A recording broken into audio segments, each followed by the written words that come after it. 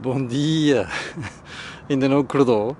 Bem, hoje eu percebo que seja difícil porque não só é segunda-feira, portanto início de semana, não só porque muita gente já está de férias, como se viu pelo trânsito de sexta-feira e também no sábado, mas também e sobretudo porque nós estamos perante uma semana terrível do ponto de vista de tempo, do ponto de vista atmosférico.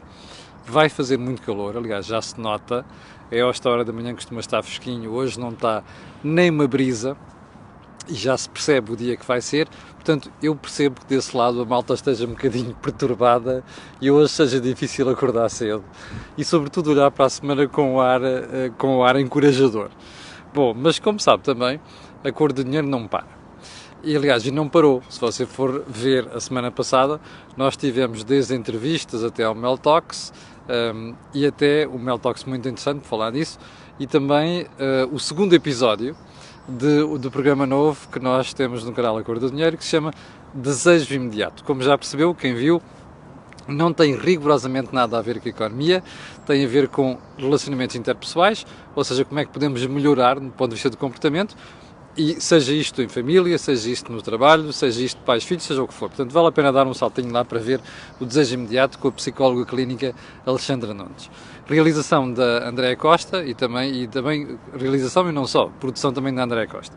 Bom, então vamos lá à agenda de hoje, é uma agenda simpática, hoje acho que vamos conseguir cobrir os temas todos e vamos começar, como sempre, pelo período de ordem do dia.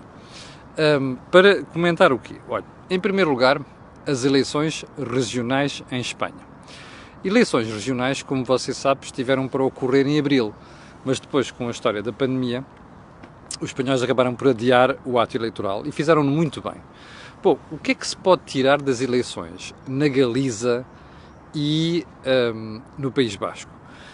Um traço comum, que é o reforço dos partidos nacionalistas. No País Basco, o tradicional PNV, como sabe, é uma espécie de braço político daquele movimento independentista que sempre marcou a Espanha em termos de democracia, e na Galiza, uma espécie de partido populista mais à esquerda. Curiosamente, mais à esquerda do que o PSOE. Portanto, em Espanha, começamos a ter os afloramentos em alguns parlamentos regionais de uma tendência que se verifica na política em geral. Em Espanha, a nível nacional, como sabe, houve um crescimento muito grande do Podemos e, portanto, começa a haver também a nível regional estas manifestações. Bom, não sei se isto é muito positivo. Não só o reforço do nacionalismo no País Basco, como aquilo que está a suceder na Galiza. Bom, e como sabe, vamos de ver como é que vai terminar o problema na Catalunha. Sendo certo uma coisa é que as implicações disto para nós não são nada positivas e sobre isto haveremos de falar mais tarde. Segundo ponto, mais uma morte no combate a incêndios. Bem, eu não quero fazer disto um tema populista. Porquê? Porque, ao contrário de situações anteriores, esta parece, ou melhor, parece até haver o inquérito, parece não ter as mesmas origens e também enfermar do mesmo mal. E porquê é que eu digo isto? Não apenas porque foi uma pessoa só, foi uma baixa, mas porque parece ter tido a ver essencialmente com condições micro que se verificaram ali. Bom, mas uma coisa é certa, não é positivo. E porquê é que eu trago isto aqui hoje? Não é por uma questão de vamos regressar àquilo que aconteceu em 2017, 2018, não é nada disso. É apenas por uma razão. Como se recorda, aqui há umas semanas, o Observatório desta matéria, deste setor, veio dizer que pouco mudou em relação aos anos anteriores. Ora, eu quero aproveitar isto que se passou ali na Lausanne para fazer uma pergunta. Nós estamos mesmo convencidos, ou melhor, nós estamos mesmo seguros que as mudanças poucas que já houve podem prevenir problemas graves como os que sucederam no passado? Eu não tenho essa certeza. Agora, vale a pena estar atento, porque alguns desses males mantêm-se. Você recorda-se, na semana passada, foi o Público que deu a notícia que o Orçamento Suplementar não tinha reforçado as verbas para o pagamento aos bombeiros. Aliás, o próprio Jaime Marta Soares, o Presidente da Liga de Bombeiros, veio denunciar isso e prontamente o Governo foi resolver o problema. Portanto, não sei se nós teremos criado as condições para evitar esses problemas. Ora, e isto é importante dizer numa semana em que nós vamos ter o calor que já sabemos que vai haver e o impacto que isto pode vir a ter nos incêndios, com as consequências daí advenientes. Ponto seguinte. Ainda o plano do Dr. Costa e Silva, plano de recuperação da economia. Bom, eu estive a ver aquilo no fim de semana com algum detalhe. Ao que me dizem, não é a versão definitiva, mas eu tenho que avaliar aquilo que não é a versão definitiva. Estou preocupado com uma coisa. Primeiro, aliás, com duas coisas. Primeiro, de facto, o plano transpira Estado por tudo quanto é poro. Não sei, não gosto disso, não é positivo. E, em segundo lugar, vejo muito pouca contabilização de custos. Ou seja, é um arrazoado de ideias, algumas delas de lugares comuns, confesso, e é preciso dizer isto, outros que mais pessoas já tinham feito, sugerido, até proposto em Portugal, há mais tempo, mas pior do que isso, é que não se percebe muito bem onde é que está a contabilização de custos ali. Ora, isso é preocupante, porque como você sabe, Portugal não é famoso por primeiro fazer contas e depois medir o impacto que essas contas podem vir a ter. Há, no entanto, um aspecto positivo, e eu gostava de realçar isto, que é uma ideia que é do reforço da aposta na saúde. Mas não é nos termos em que estamos habituados a fazer, é a SNS e companhia. Eu já vou explicar isso. Aliás, quem costuma estar atento ao think tank já deve ter ouvido essa ideia pela boca do próprio Joaquim Aguiar. Mas eu voltarei a esse ponto daqui a bocadinho, que é um ponto que merece desenvolvimento. Ponto seguinte, a Espanha, novamente a Espanha, não dá tréguas à Covid-19. Eu acho que era bom comparar aquilo que está a ser feito aqui, do ponto de vista de surtos, com o que está a acontecer em Espanha. Ainda este fim de semana se reforçaram as medidas de confinamento em certos municípios e cidades. Vale a pena pensar nisto e analisar isto melhor. Porquê? Dir-se-á, mas isto é um exagero. Não faz sentido hoje em dia, com aquilo que conhecemos do vírus, fazer este tipo de coisa, esta solução. Mas a pergunta fica no ar. Porquê? Qual é o critério que está a levar outros países a barrarem os corredores aéreos para Portugal? Os novos casos por 100 mil habitantes, não é? Ora, a Espanha está a levar isso a sério. E, portanto, a história dos confinamentos, a Espanha tem muito a ver com isso. A Espanha vive do turismo tal como nós. Portanto, nós estamos numa guerra de turismo. Ora, o que a Espanha está a fazer pode não fazer sentido do ponto de vista epidemiológico, mas faz sentido do ponto de vista da opinião pública e das antenas que outros países têm em Espanha. E, portanto, se conseguirem manter o número de casos abaixo do limite que está a ser considerado pelos países da União Europeia, ótimo. Eu acho que isto é uma lição para nós. E suspeito que só na semana passada é que o Sr. Primeiro-Ministro percebeu isto. Porque o discurso do Governo mudou em relação a esta matéria. Vamos então à agenda principal, já com 8 minutos de programa decorrido, e vamos começar por onde? Ricardo Salgado, disseram os jornais no fim de semana, vai ser acusado de associação criminosa? É uma pergunta que eu deixo no ar. Bom, praticamente todos os jornais e televisões falaram do assunto. Eu não sei. A fuga de informação a mim não me chegou. Como você sabe, eu não gosto de falar aqui de casos que não estão julgados, precisamente para evitar cair naquela coisa do populismo e da boca fácil e da condenação fácil. Não gosto de me substituir a tribunais. No entanto, como é matéria da área da economia, como é matéria da banca e como é matéria que eu acompanhei e até estudei ao longo dos últimos anos, inclusive na altura em que foi resolvido o Banco Espírito Santo, eu tenho conhecimento desta matéria por dentro. E não tenho dúvida nenhuma em afirmar que o Dr. Ricardo Salgado é o principal responsável pelo desastre que se revelou o Banco Espírito Santo e que conduziu à sua resolução. Não tenho dúvida nenhuma em afirmar que ali houve atividade criminosa. Não tenho, por aquilo que conheço do processo. Bom, mas isso é uma coisa, eu jornalista, analista a falar, por aquilo que conheço e por aquilo que analisei. Não me vou substituir. Desculpe, tive aqui um problema de comunicações, peço imensa desculpa, preciso... Bom, acho que está tudo bem com o som, de momentos pareceu-me que também, além do problema de comunicações, estava aqui com o problema do som. Bom, deixa-me só pegar nisto, que é, eu não acho piada, nunca achei, a fugas de informação patrocinadas pela própria Justiça. Seja Ministério Público, seja Polícia Judiciária, seja o que for. Nunca achei piada e não acho. Ora bem, nesta situação estamos exatamente perante mais uma fuga de informação.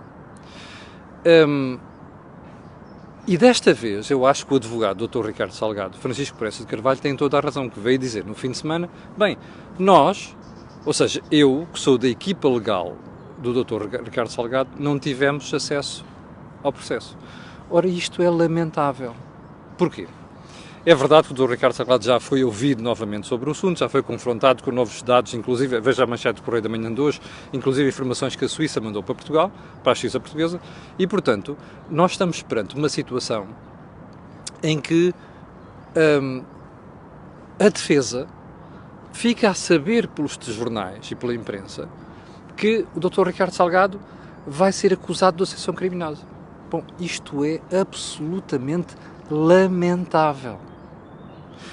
Eu já perdi a conta, ao longo dos últimos, não é anos, é dezenas de anos, às fugas de informação da Justiça que acabam na imprensa. Eu já perdi a conta ao número de pessoas que foram torradas na praça pública. Nós podemos ter muita coisa contra Ricardo Salgado. Nós podemos ter muita coisa contra o engenheiro José Sócrates. Nós podemos ter muita coisa contra muita gente. O que nós não podemos é queimar pessoas na praça pública sem haver julgamento, não é? Porque a sensação com que se fica de toda a atividade da Justiça nos últimos anos é que, quando fazem estas fugas de informação, quando patrocinam estas fugas de informação, é para matar as pessoas na praça pública. Bom, isto é grave, até porque vamos ver o resultado.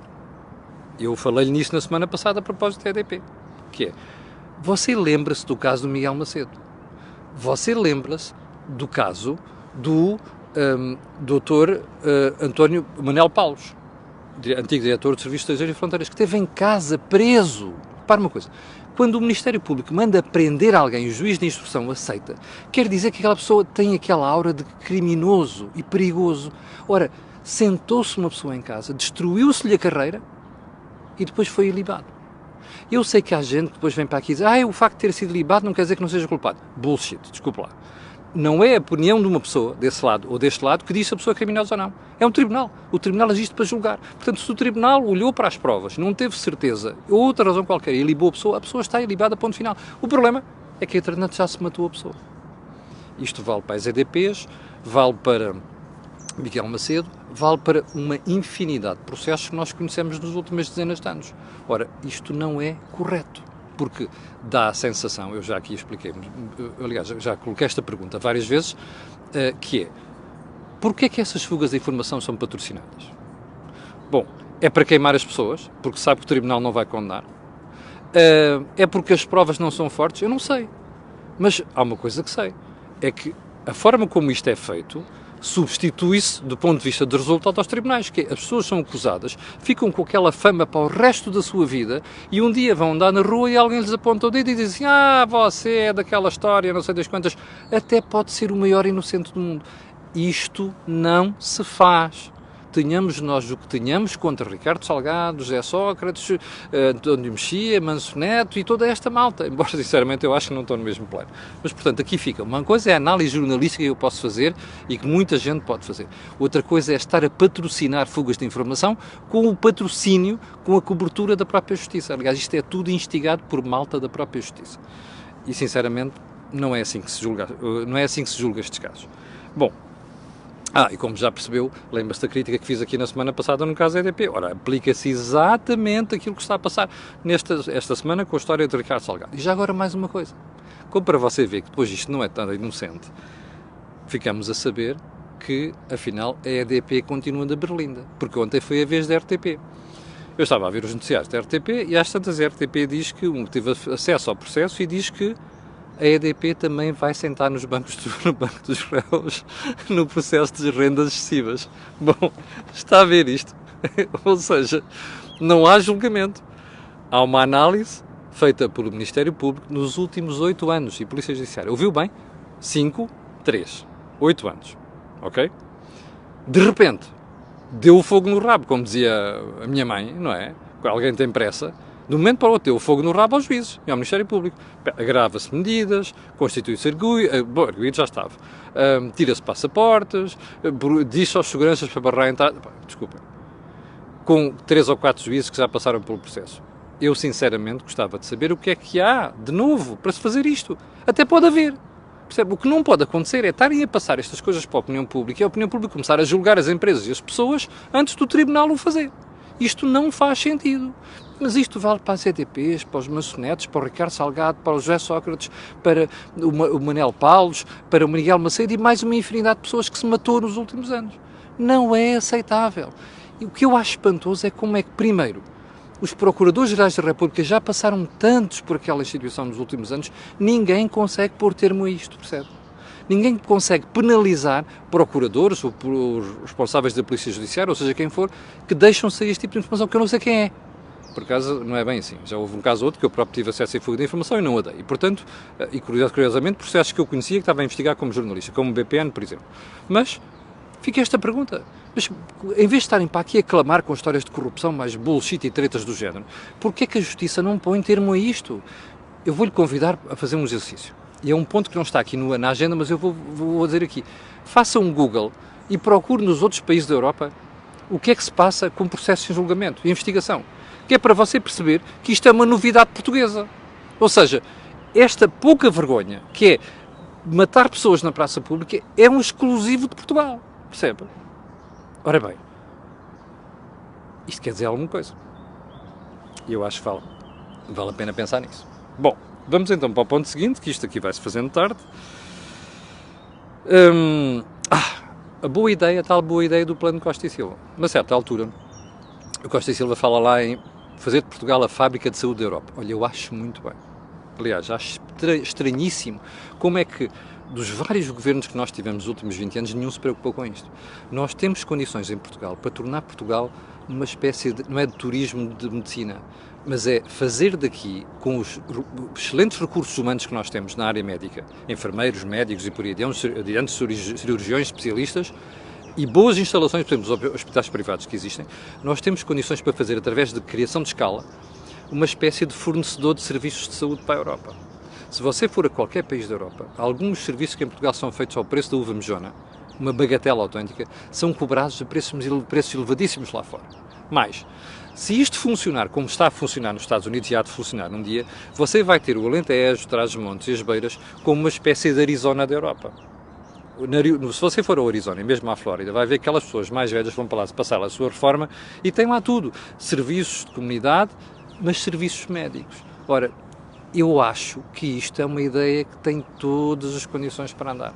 Ora bem, infelizmente, nunca passa de ideia. Se você for, eu vou pedir ao Joaquim Guiar para, no Think Tank da manhã, voltar a analisar esta matéria. Porque ele tem feito esta análise no Think Tank, que é uma análise corretíssima. Como é que Portugal se pode posicionar como fornecedor de serviços de saúde? E fornecedor de serviços de qualidade e a preço mais baixo do que no resto da Europa. Podia ser uma das nossas claras vantagens competitivas. Infelizmente, a malta anda a dormir. Dá subsídios e dá benefícios fiscais para tudo quanto é porcaria em Portugal. Menos para aquilo que interessa. Portanto, esta ideia aqui suspeito que também não vai andar para a frente. Bom, ponto seguinte. O Jerónimo de Sousa, nosso fofinho Jerónimo de Sousa, quer pôr a economia a produzir o que os outros nos obrigam a importar. Primeira questão. Alguém nos obriga a importar alguma coisa? Não consta. Segundo ponto. Nós não produzimos tudo aquilo que consumimos? Não. Qual é a ideia do Jerónimo? É pôr-nos a produzir aquilo que nós consumimos? Quer dizer, deixa-me lá perguntar-lhe uma coisa. Vamos a produtos alimentares. Trigo, nós importamos trigo. Nós temos área em Portugal, terra e água para produzir trigo em quantidade suficiente? Não temos, pois não. Este exemplo, apesar de termos o grande produtor de azeite, um dos maiores, nós somos, ou éramos até há pouco, importador líquido de azeite. Quer dizer, o que é que a gente deve encher o país de oliveiras? Bom, já agora, não sei se o Jerónimo de Sousa quer criar uma marca de automóveis portuguesa também. E vamos criar aqui uma marca de automóveis, produzir automóveis que é para não importar automóveis, é esta a ideia. Já agora, bom, isto é chato, automóveis é chato, não é? Uma indústria de capital intensivo, é preciso estar presente numa série de mercados e, portanto, nós não temos expertise nesta área, nem competência, nem capital. Pronto, então vamos produzir televisões, é isso? Espera aí, vamos começar a produzir televisões LED e coisas do género, 4K, 8K, é essa a história? Vamos substituir então às Samsung e LGs, e passa publicidade obviamente, que nós importamos da Coreia do Sul. Eu não sei se o Jerónimo sabe, mas por exemplo, não há ninguém no mundo neste momento que compete com os coreanos a fazer televisões. Nem os japoneses, nem a China, percebe? Nem a China consegue competir com os coreanos. Os coreanos do Sul fizeram um trabalho notável nesta área. O que é que nós vamos fazer? Vamos começar a produzir estas coisas? Pois isto é um bullshit, já percebeu? Isto é tirada do mais lamentável, do mais populista que há. O Jerónimo de Sousa não sabe o suficiente de economia? Não tem de saber o suficiente de economia. O Jerónimo de Sousa tem de perceber aquilo que é o senso comum. E o senso comum diz-nos que há coisas que não vale a pena fazer. Como, por exemplo, ir criar produção, pensar, ter na cabeça os portugueses, nós vamos ser capazes de criar produção para evitar importações. Não, há coisas que vamos a importar sempre. A economia não se faz assim. A economia faz-se em especializar Portugal nas áreas onde pode ter vantagem competitiva, exportar e depois importar outras coisas. Percebe? Olha, acabei de dar um exemplo, os serviços de saúde. Mas aqui isto não entra na cabecinha do Jerónimo, não é? Porque o Jerónimo está preocupado com o SNS. Ou melhor, não está nada preocupado, fala, ele e a Catarina falam do SNS, mas depois não fazem porra nenhuma, não é? Porque nós vamos ver e vemos que a TAP tem 1.200 milhões de euros de injeção financeira e nós temos na saúde mais 700 mil euros no orçamento suplementar. Portanto, não me venham cá com tretas, isto é conversa de político para desviar as atenções do que é mais importante. Isto é uma estupidez, alguém deve ter explicado isto ao Jerónimo, mas ele resolveu fazer esta brincadeira de populismo. Não é aceitável. Isto é uma ideia estúpida, isto é um erro completo e não é por aqui que se vai. Bom, eu queria ir para os outros assuntos, mas acho que vou deixar mesmo... Não vou acabar esta história da Nova hoje. A Universidade Nova, a Faculdade de Economia, é um belíssimo exemplo de como é que você pode ir buscar privados para ajudar ao crescimento de uma faculdade. O campus da Universidade Nova, em Carcavelos, que é um dos melhores da Europa, é uma coisa brutal, foi feita com contribuições de privados. Mas o que é que está a acontecer? Há pessoas da Universidade Nova que estão a emitir opiniões sobre assuntos que incomodam as empresas. O Novo Banco, por exemplo, é um exemplo, não é? Bom, e o que é que está a acontecer? Há um debate dentro da Universidade Nova sobre qual é que é o limite que algumas pessoas podem ter na sua opinião e se pode prejudicar ou não o desenvolvimento da Universidade e da Faculdade de Economia. Bom, debates é a coisa mais importante na sociedade e na economia. Não é mau que isso aconteça. O que é importante aqui é que se mantenha a independência de espírito, porque as faculdades, a academia tem que ter independência de espírito e de crítica, não é? Isto daí não vem mal nenhum ao mundo. Para onde é que eu quero chegar com isto? O reitor da Nova disse na semana passada que ia mandar investigar aquilo que era a atividade dos mecenas, estes tais que contribuíram para criar aquele campus fantástico, e se isso está a afetar a qualidade de ensino, a faculdade, a liberdade e o IABA 4. Bom, eu só espero uma coisa no meio disto tudo. A Universidade Nova, a Faculdade de Economia, é uma faculdade pública. Isto é um belíssimo exemplo como pessoas com ideias novas, desempoeirados, conseguiram fazer um belíssimo exemplo de excelência em Portugal. Eu só espero que com esta pancada do vai ver isto, vai aqui, vai investigar isto e aquilo, não lixem, desculpa a expressão, aquilo que é um modelo fantástico que a Faculdade de Economia da Universidade Nova representa em Portugal. É a única coisa que eu peço como cidadão. Porque cheira-me que isto tem muito a ver já com aquela pancada da esquerda que é pá, porra, nunca, desculpem a expressão, não queremos os privados na educação, não queremos os privados na saúde. Querem fazer regressar Portugal em matéria de ensino à mediocridade que nós tínhamos nos anos 70. Eu só espero que isto não vá para a frente. E só espero que haja bom senso na análise dessas situações. Bom, e com isto terminamos a conversa de hoje. Estão 5.700 pessoas em direto, é o que eu quero agradecer. A quem quer pedir para colocarem um gosto e fazer partilha nas redes sociais, não apenas a estas, mas aquelas que vão ver. E já sabe porquê. Porque aquilo que você ouve aqui, não ouve em mais sítio nenhum. Quanto a nós, amanhã, às 8 da manhã estarei aqui. Hoje vou ter uma entrevista para falar sobre rendas comerciais, ali por volta da hora do almoço, das 12 horas, é um assunto muito importante, esteja atento. Vai ser com Miguel Pina Martins, o CEO da Science for You. Quero também lembrar que amanhã vamos ter o nosso think tank, vou pedir ao Joaquim Guiar para voltar a analisar esta questão da saúde. Amanhã de manhã estarei de volta a esta hora também e quero lhe desejar um excelente dia, apesar deste caloraço que vem aí. Nós vemo-nos às 12 horas de hoje, ou então amanhã às 8. Já agora não se esqueça, vá dar uma olhada no desejo imediato que eu acho que vale a pena. Obrigado, com licença e até logo.